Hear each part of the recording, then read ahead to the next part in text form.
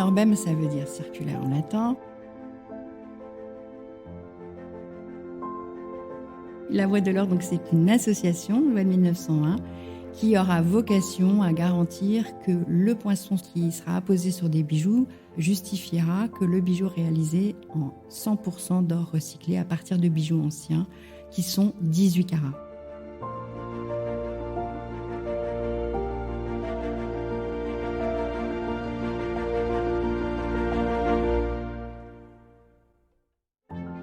Les femmes de la joaillerie sont passionnées et cultivées, intelligentes et créatives, bosseuses et imaginatives. Elles sont brillantes. On imagine le monde des bijoux comme un secteur léger et opulent. La réalité est autre. C'est un monde qui exige l'excellence dans tous les domaines, un monde de travail acharné, des artisans d'art aux mains de fée aux groupes internationaux à la puissance supranationale. Le monde des bijoux, c'est aussi une certaine image de la France qui s'impose depuis le XVIIe siècle. Et dans ce monde protéiforme, les femmes ont dû se sertir une place. Et elles ont réussi parce qu'elles sont brillantes. Dans ce podcast, Brillante, je vous fais découvrir non pas l'envers du décor, mais la réalité du monde joaillier au féminin en interviewant les femmes de la joaillerie. À chaque fois, je leur demande un conseil pour une jeune femme qui serait tentée par ce monde où le scintillement de vitrine cache l'exigence du travail et de l'investissement personnel, pour que la prochaine génération se prépare ainsi à devenir brillante. Aujourd'hui, j'ai avec moi une femme brillante, Laurie Avril, la présidente d'Inorbem, la joaillerie circulaire. Bonjour Laurie. Bonjour Anne. Alors Laurie, les bijoux, ça vient d'où? Alors les bijoux, c'est une passion. C'est vraiment ce qui m'anime depuis des années. J'ai toujours transformé les bijoux à titre personnel. Il y a certains bijoux que j'ai déjà transformés 3 fois en fonction des événements de ma vie, des naissances, des anniversaires. Et donc, à titre personnel, c'est une passion et c'est ce qui m'a guidée et ce qui m'a donné en fait l'envie de créer en fin de carrière cette marque de joaillerie circulaire qui est Inorbem. Donc, dans Inorbem, on transforme les bijoux et pour ça, on utilise de l'or recyclé. Donc, l'or recyclé, c'est très à la mode, tout le monde en parle et je suis sûre que personne ne sait vraiment ce que c'est. Donc, le recyclé, c'est quoi? C'est j'ai la bague de ma grand-mère, je te la porte, je te dis je veux un bijou et tu la fais fondre et c'est mon nouveau bijou. C'est ça, l'or recyclé? Eh bien, l'or recyclé, ce n'est pas défini pour l'instant. Et il n'y a pas de label, il n'y a pas de normes. Il y a une norme officielle avec le Responsible Jewelry Council, qui est la norme de traçabilité de l'or. La norme COC, Chain of Custody. Donc ça, c'est très officiel. Il y a quelques membres du RJC qui sont certifiés, mais pas tous. Et là, ça intègre de l'or de toute origine, mais origine responsable. Donc dans cette traçabilité, évidemment, il y a l'or recyclé. Mais ce label ne concerne pas uniquement l'or recyclé. Il intègre de l'or minier. Et quand on parle d'or, il y a 2 sources d'or. Il y a l'or minier, donc extrait de mine, et il y a l'or recyclé. Et dans l'or recyclé, on peut parler de tout. On peut parler de la bague de ta grand-mère, on peut parler de dents, on peut parler de choses qui sont des déchets de l'industrie électronique comme les téléphones portables. Il y a plein de déchets industriels d'or. Et en fait, comme rien n'est défini, tout le monde s'approprie ce mot et dit qu'il fait de l'or recyclé. Mais derrière ce mot, il y a plein de pratiques. Donc alors, si je comprends bien, j'ai dans mon ordinateur, dans ma puce, de l'or. Non, j'ai plus des dents en or, mais ma grand-mère en avait. J'ai peut-être une petite médaille qui reste. Et tout ça, c'est de l'or qu'on peut recycler. Mais tu dis qu'il y a aussi de l'or minier qui n'est pas recyclé, mais qui est responsable. Il est responsable comment? Alors, l'or minier responsable, il y a des labels qui sont sortis qui sont très, très reconnus. Il y a Fairmined, il y a Fairtrade de Max Havelaar, il y a les Suisses qui font aussi de Better Gold. Il y a un nouveau label qui s'appelle Mina Verde. En fait, il y a énormément de labels. Et derrière, l'or, ce qu'on appelle éthique, alors l'or éthique, derrière le mot éthique, je considère, avec ma formation de juriste, que le mot éthique est très un peu moralisateur. Derrière l'éthique, on y met ce qu'on veut, c'est très subjectif. Donc, les labels, eux, sont normés, enfin, je veux dire, les choses sont définies. Donc, par exemple, Fairmined, ce sont des petites mines où on encourage, on promeut le développement social des mineurs. Il y a beaucoup d'actions qui est menée en faveur des familles, des enfants, des écoles, leur bien-être, etc., pour qu'ils aient un revenu digne, qu'ils ne soient pas discriminés. Mais c'est vrai qu'au niveau écologique, ces labels sont un petit peu en dessous parce qu'on continue à utiliser des métaux, enfin, pour l'extraction de l'or, du cyanure et du mercure, avec des millions de litres d'eau. Donc c'est vrai que cette partie écologique est un petit peu moins en avance par rapport à la promotion sociale que ces labels font. Et c'est vrai que ça résout pas tout. Ça résout pas tout. Et c'est vrai que l'or recyclé résout pas mal de choses parce qu'on utilise l'or qui est à disposition. L'or, il est là depuis la nuit des temps. Ça fait 6000 ans qu'on a découvert l'or. Il y a toujours eu des bijoux qui ont été fabriqués en or. On a toujours recyclé l'or des bijoux. C'est inhérent à la profession de la joaillerie. Ça a été un peu secret, on n'osait pas trop le dire. Maintenant, tout le monde le dit parce qu'en fait, c'est dans l'air du temps avec la nouvelle génération qui veut acheter de façon responsable. On s'aperçoit que c'est intéressant de le dire. Mais on a toujours recyclé de l'or dans la joaillerie et également des pierres. On a transformé des parures de famille. On a toujours fait ça.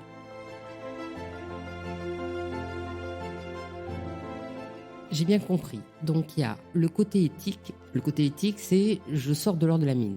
Et après, le côté responsable, il dépend du nombre de labels qu'on va avoir parce que chaque label surveille un truc plutôt qu'un autre. Là, j'ai compris. Oui, tout à fait. Et maintenant, il y a l'or recyclé. Alors, je suis d'accord, on l'utilise depuis la nuit des temps, mais peut-être sans avoir l'idée de recycler. Quand les rois se faisaient faire une nouvelle couronne, c'est parce qu'ils voulaient un nouveau style. Ils utilisaient l'or de la couronne d'avant.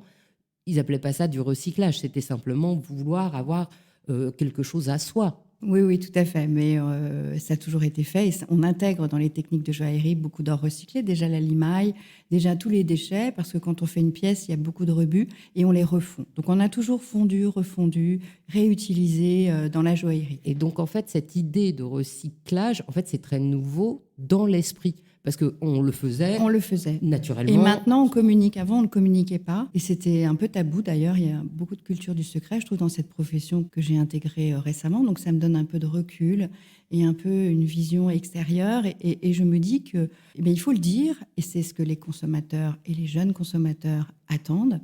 On dit qu'il y aura 25 ou 30% des achats en joaillerie en 2025 qui seront des achats responsables. Donc, il faut absolument se préoccuper de cela. Et l'or recyclé est une bonne réponse parce qu'on part de l'existant. On a un stock d'or énorme. Depuis qu'il existe des mines, c'est un matériau, par exemple les énergies, le pétrole, on le consomme, mais l'or, il est là. Et il y a un stock d'or énorme. Ne serait-ce que chez les particuliers, le stock est vraiment très impressionnant. Évidemment, il y a l'or d'investissement, les banques et les particuliers qui investissent dans les lingots, mais rien que l'or des bijoux représente énormément de stock. Donc cet or-là, il est à disposition et c'est vrai que les modes évoluent. On a envie de changer de style. Et quand un bijou est cassé ou démodé, on peut tout à fait fondre l'or pour refaire un nouveau bijou.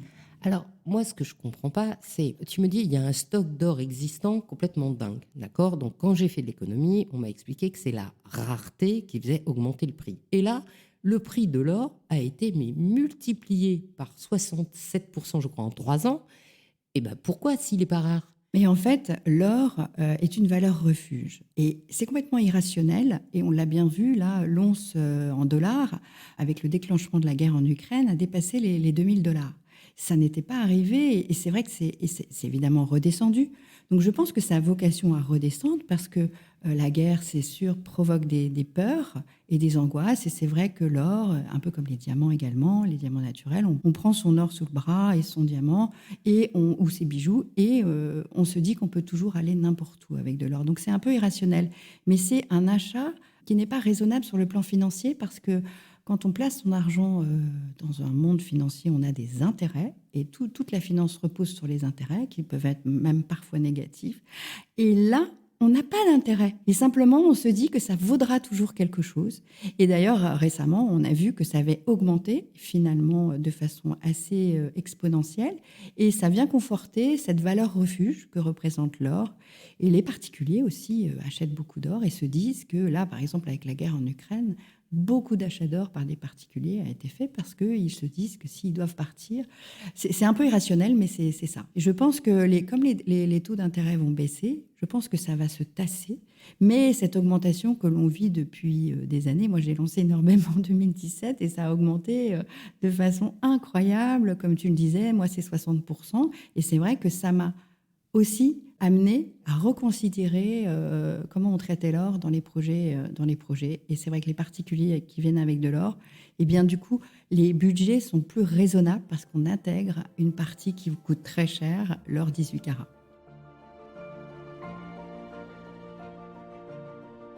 Alors justement, tu disais que l'or, ça se récupère sur à peu près tout. On n'a pas conscience qu'on a de l'or partout. Donc pour les bijoux, ça c'est clair, on le sait. Après, il y a, comme tu disais, toute l'électronique, c'est-à-dire dans nos puces, il y a de l'or, on ne le sait pas toujours. Tu me racontais cette histoire jolie d'autres fois en m'expliquant que la clayette qui est dans ton bureau, en fait, c'était une clayette qui était par terre et ça permettait de récupérer toutes les limailles d'or, etc., etc.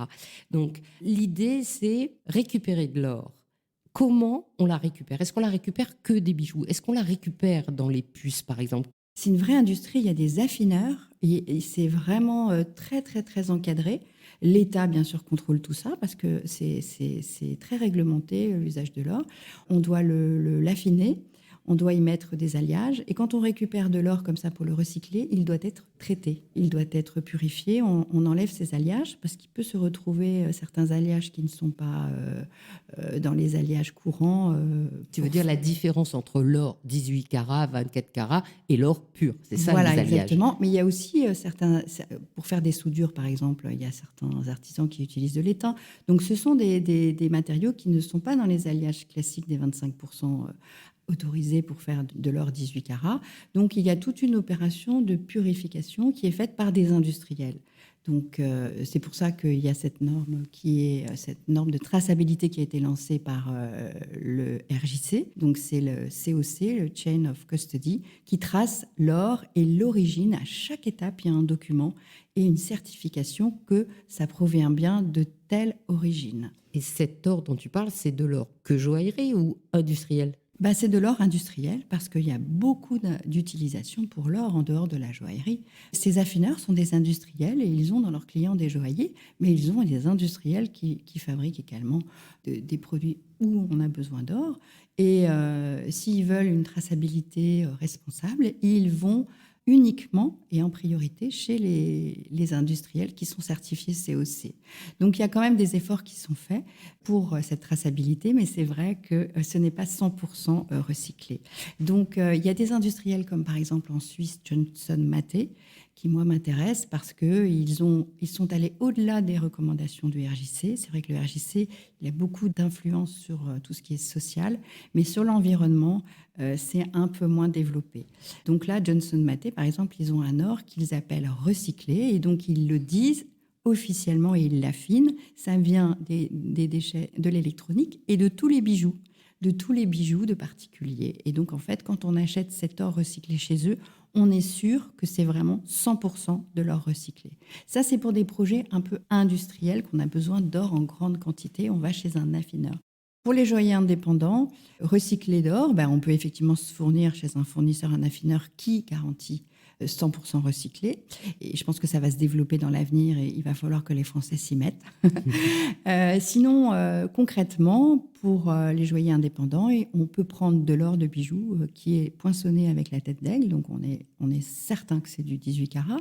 On vérifie qu'il n'y ait pas de soudure qui ne soit pas de l'or. Et puis, on le refond.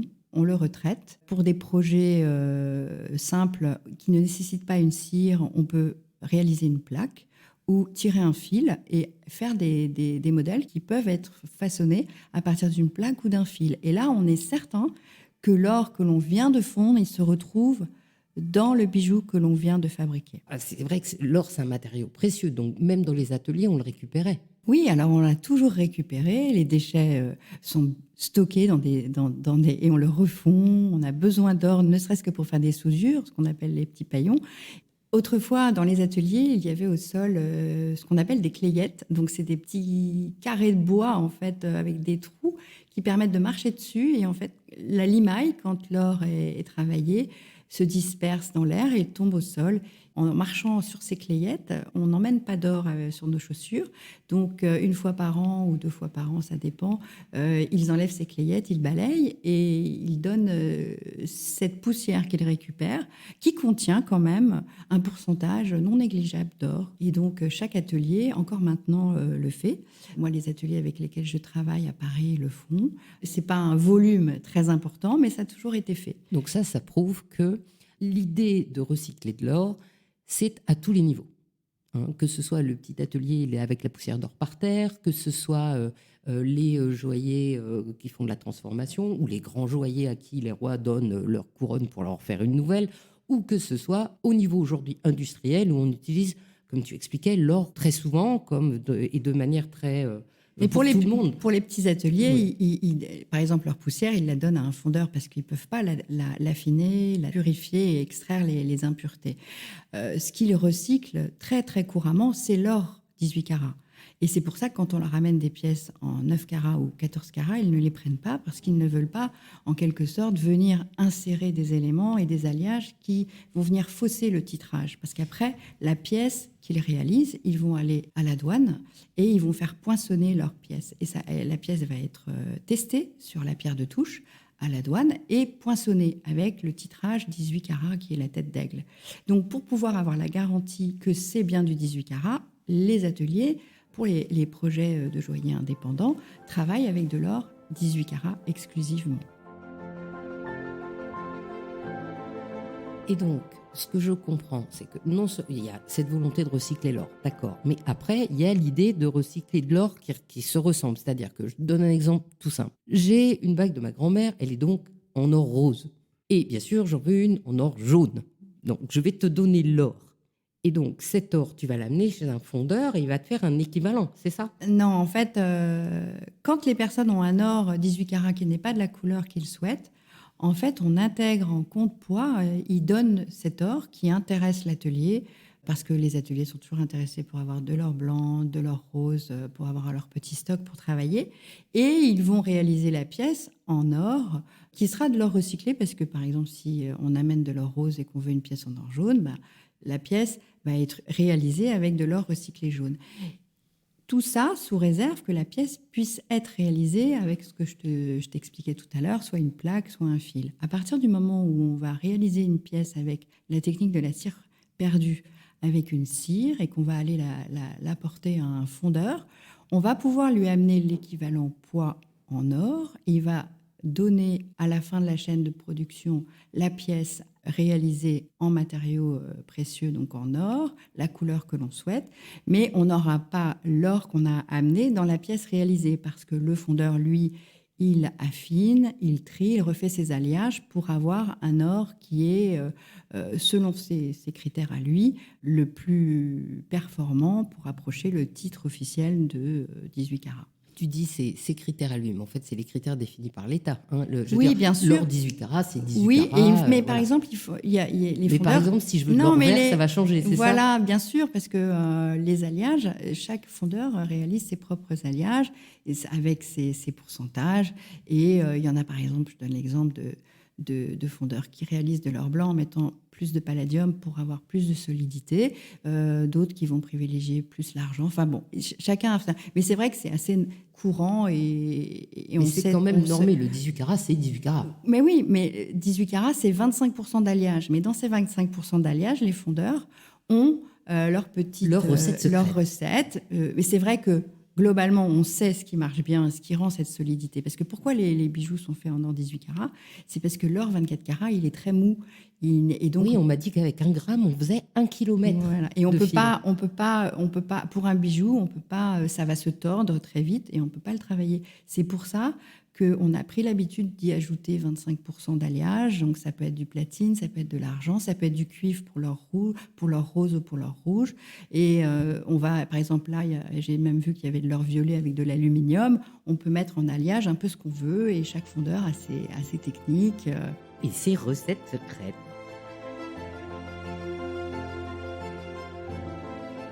Mais alors, ça me dit quand même que si je viens te voir en disant bah tiens, j'ai la bague de ma grand-mère et je voudrais en faire un bijou, en fait, j'ai pas la bague de ma grand-mère à la fin. Si, pour certains projets, on arrive à le faire. Et il y a des personnes, parce que c'est vrai que le bijou, il est le réceptacle de beaucoup d'émotions. Donc, il y a des émotions qui sont tellement importantes pour certains bijoux, il y a tellement d'affect que la personne exprime le besoin de retrouver la pièce qu'elle apporte dans le futur bijou. Et là, on va tout faire. Quand tu dis la pièce qu'elle apporte, c'est la forme. C'est-à-dire que, par c'est l'or. exemple, Non, imagine- l'or. C'est l'or. Non, mais ce que je veux dire, c'est, je viens avec une bague où il y a 3 petits pierres, d'accord ? C'est une bague toute fine, tout ça, tout ça. Et moi, je voudrais en avoir une bague un peu plus grosse et plus moderne. Donc, soit tu fonds tout et tu me fais une autre forme, boule, par exemple. Ou soit, là, ce que tu me dis, Alors- c'est que tu me récupères la forme de la bague de ma grand-mère parce que j'y tiens et tu me la mets dans un autre truc. Voilà. Alors là, nous, chez Inerben, c'est ce qu'on fait. On a des moules et on insère des têtes de bagues anciennes qui sont très importantes pour les personnes qui les apportent. Comme ça, on a toujours l'impression de voir la bague de sa mère, de sa grand-mère, de sa tante. Et on l'insère dans une forme qui peut être soit une bombe, soit une chevalière. Et là, on a une composition plus contemporaine avec un élément ancien qui est intégré. Et ça marche bien. Les personnes sont très, très contentes de pouvoir toujours voir la bague qui leur a été transmise. C'est une manière un peu plus contemporaine de porter des bijoux anciens, en fait.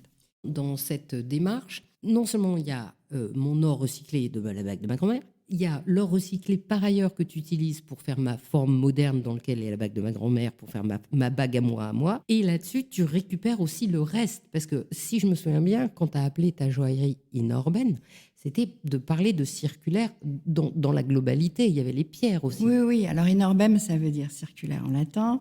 Et donc, en fait, on part de l'existant, que ce soit l'or, les pierres qui sont desserties, ou les éléments ouvragés, comme on vient d'en parler, donc les têtes de bague, ou les boutons de plastron, ou les boutons de manchette. On garde l'élément décoratif qui contient un motif ou une pierre, ou plusieurs éléments, et on les réinsère.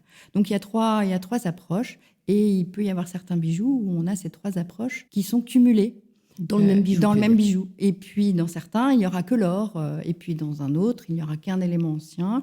Et on ne pourra pas avoir l'or recyclé, par exemple, la chevalière dont je parlais, parce que, justement, la cire, on va l'apporter à un fondeur qui, lui, va faire ses propres alliages avec son or qui va intégrer, qui peut être de l'or minier.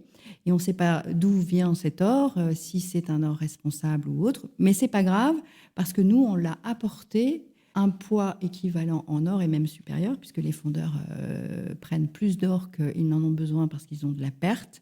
Et on contribue quand même à ce recyclage, à cette économie circulaire, puisqu'on amène une partie de l'or qui est réintégrée dans un processus de recyclage. Si j'ai bien compris, on peut prendre donc une forme qui existe, que j'aimais bien, genre les boutons de manchette de Pépé, la bague de Mémé, et tu peux m'en faire une bague. C'est bien ça ?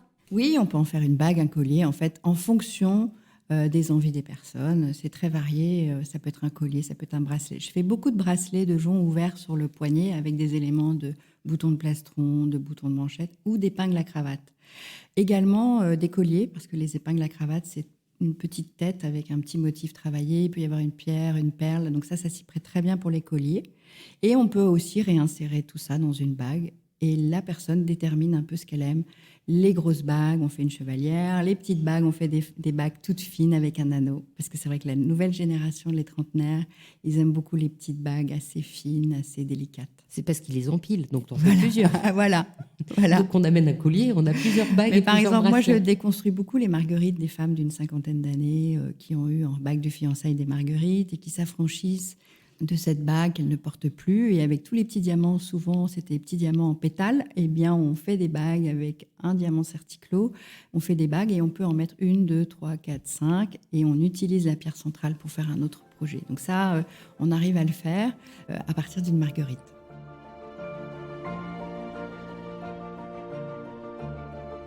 Et donc ça, c'est la spécialité d'Inorbem.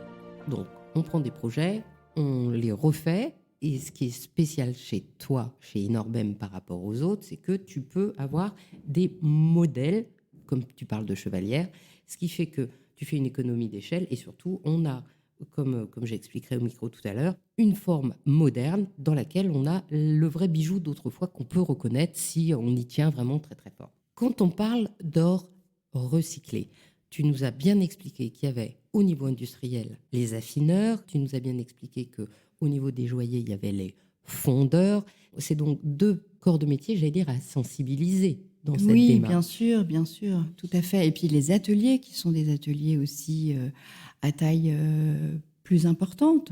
Il y a des ateliers qui peuvent avoir jusqu'à 100 personnes. Hein. Donc là, ils ont des process de fabrication et eux, ils tendent à obtenir la certification COC, bien sûr, pour avoir la traçabilité de l'or. Et d'ailleurs, ils sont obligés par cette certification, d'avoir des lieux de stockage différents pour surtout jamais mélanger cet or-là avec l'or qui provient d'origine non certifiée. Donc tout ça est très normé. Il y a beaucoup d'ateliers qui tendent vers cela, mais c'est vrai que ce n'est pas suffisant de mon point de vue pour garantir du 100% recyclé, parce que cette chaîne de traçabilité intègre une partie et on ne connaît pas le pourcentage de cette partie d'or recyclé. Il y a beaucoup d'or minier. L'or minier, effectivement, il est responsable, mais il peut aussi, sur le plan environnemental, n'être pas satisfaisant, puisqu'on continue de creuser la terre, on continue d'utiliser de l'eau, du cyanure, du mercure, et que la méthode d'extraction de l'or par gravimétrie n'est pas tellement développée, et qu'on continue à utiliser le cyanure et le mercure. Donc c'est problématique sur le plan écologique. Donc Et donc, il y aurait besoin d'une garantie que quand une pièce est réalisée avec 100% d'or recyclé, c'est-à-dire d'un bijou ancien, démodé, cassé, peu importe, mais 18 carats, on puisse venir le garantir. Récemment, s'est créée d'ailleurs une fédération, une nouvelle fédération de la mode circulaire. Et je souhaiterais qu'un jour, on en arrive là avec la joaillerie circulaire.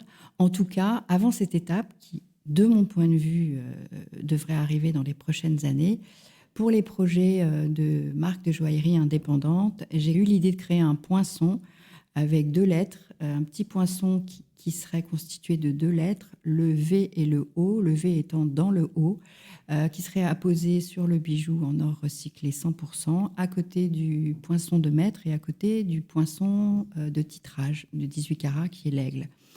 Et ça viendrait certifier que la pièce est réalisée avec de l'or recyclé qui provient de bijoux en or 18 carats et serait attaché à la pièce un certificat qui viendrait sous forme de NFT. Donc ça, c'est des projets que l'on a avec cette association qui est en cours de constitution, qui s'appellerait La Voie de l'Or. La Voie de l'Or, c'est VOIE, donc c'est pour montrer le chemin, le nouveau chemin de l'or. Et c'est aussi VO, une manière de dire que c'est votre or. Et donc avec ce certificat qui serait dématérialisé, qui serait sous forme de NFT, ce certificat suivrait la pièce et serait indiqué sur ce certificat les numéros du livre de police, parce que nous sommes soumis à une réglementation très stricte dès que l'on travaille de l'or, et nous sommes obligés de rentrer sur un livre de police les entrées d'or et les sorties. Et pour réaliser les pièces en or 100% recyclé, nous indiquerions le numéro d'ordre du livre de police, en disant cette pièce a été réalisée avec de l'or recyclé.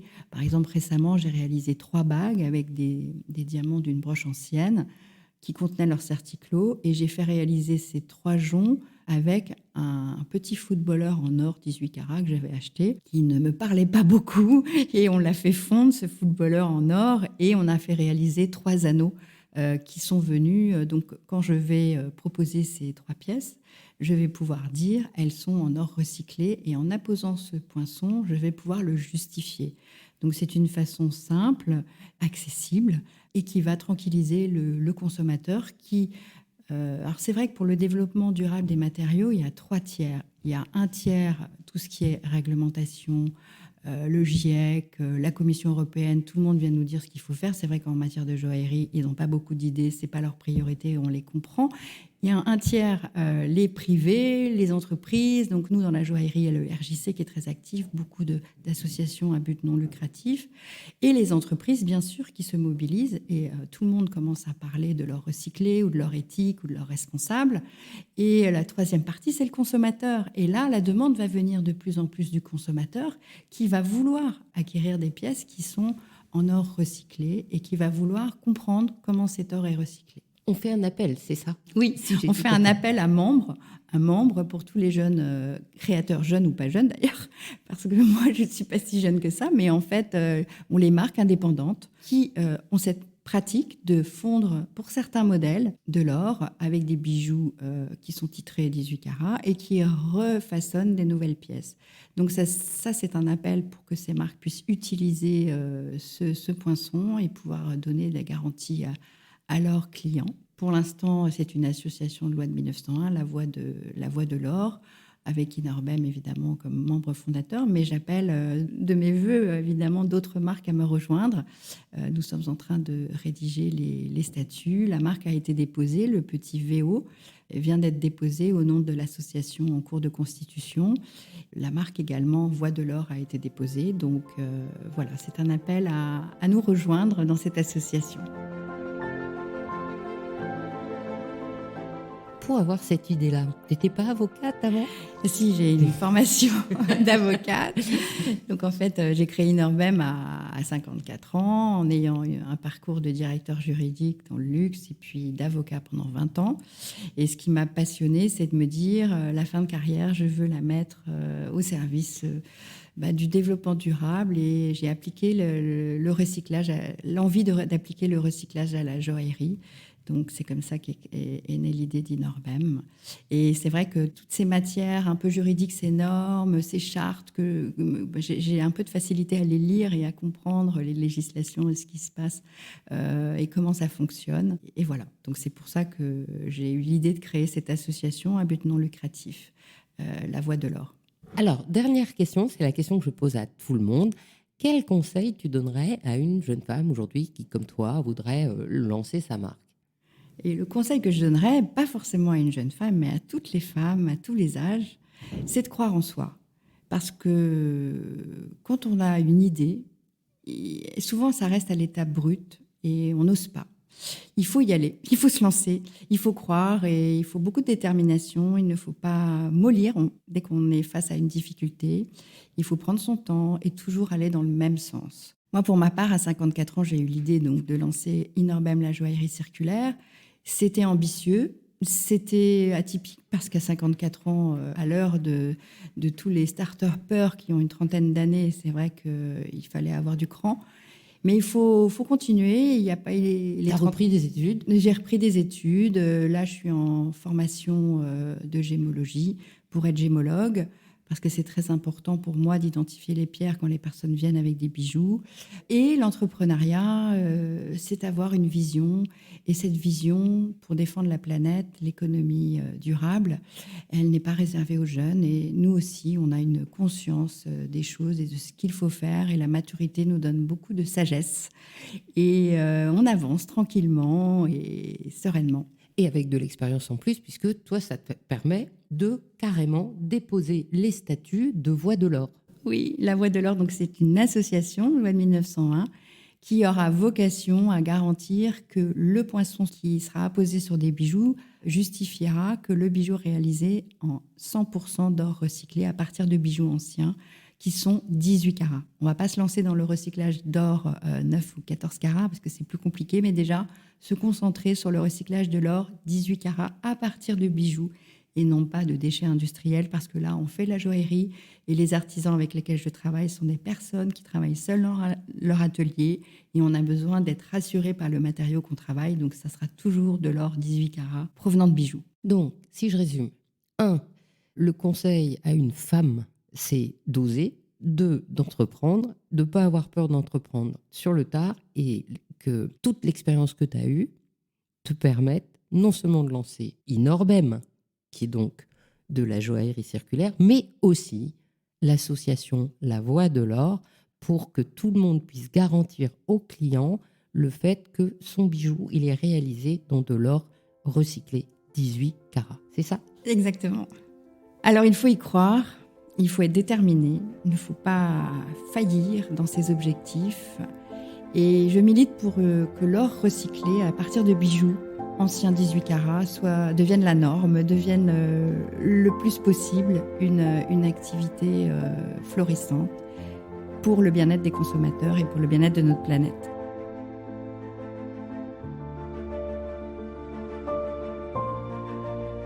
Merci d'avoir écouté Brillante. Je vous invite à me faire part de vos commentaires, de vos réactions, de vos envies ou de vos questions pour Laurie Avril sur les réseaux sociaux d'Il était une fois le bijou. Je suis Anne Desmarais de Jotan et je donne une voix aux bijoux chaque dimanche. Et si vous aussi vous avez envie de faire parler vos bijoux et votre maison, je serai ravie de vous accompagner pour réaliser votre podcast de marque ou vous accueillir en partenaire dans mes podcasts natifs. La semaine prochaine, nous nous retrouvons sur le podcast Il était une fois le bijou pour le prochain épisode de la saison consacrée aux bijoux et montres érotiques. Le 29 mai, votre histoire de bijoux sera sur le podcast Le bijou comme un bisou.